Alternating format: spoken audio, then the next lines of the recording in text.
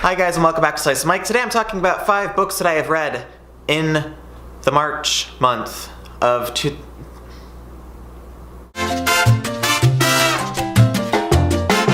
Hi guys and welcome back to Slice of Mike. Today I'm talking about 5 more books that I read recently. These are all books that I read in March. I've had a pretty good reading month. The first book that I finished this month is Middlesex by Jeffrey Eugenides. The thing about this book is that it destroyed me, basically. This book is about a character named Calliope who's intersex, which means she's born with biological parts outside of the typical male-female spectrum, and she comes to find, as she's having formative experiences during her adolescent years and her teenage years, that she also identifies as a man, and she makes decisions as a result of this discovery that affect her parents and her family and everyone around her. I've read a lot of books recently where I just don't give two craps about any of the characters, so this was a really good experience for me in terms of learning again that I do have a heart and that I can feel things and that it's not me, it's just the books that I was reading. This is a book that will just rip you to shreds. So yes. I don't really remember what I read next chronologically, but I'm going to talk about The Conjuring of Light by V.E. Schwab, which is the last book in her Shades of Magic series. I read these books way too quickly. I feel like I did not give them enough time to sit with me and to digest the very, very complex worlds and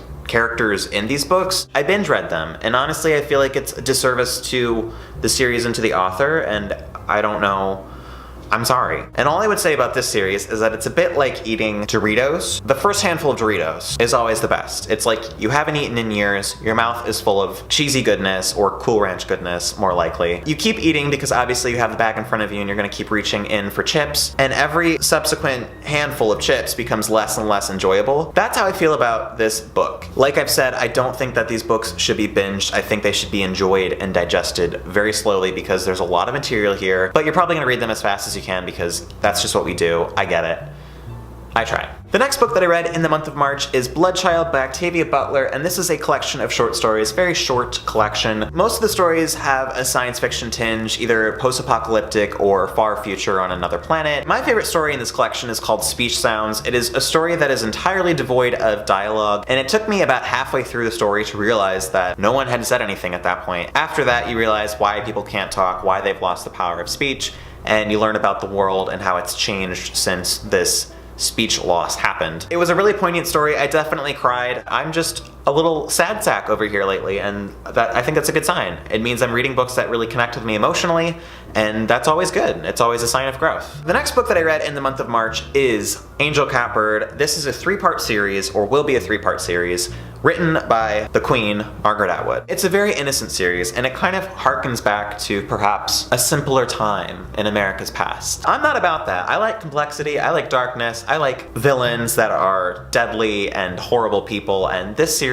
it's just maybe a bit too immature for me. Reasons I didn't like this are, like I said, I felt like it was a little too innocent for my tastes. I didn't like any of the characters. The novelty of reading a book about a character who's part cat and part bird wears off after maybe like 5 or 10 pages. I'm already a weird cat person. I don't need to read a comic series about weird cat people to feel like more of a weird cat person. I think I'll pass on the next 2 volumes in the series because it's no.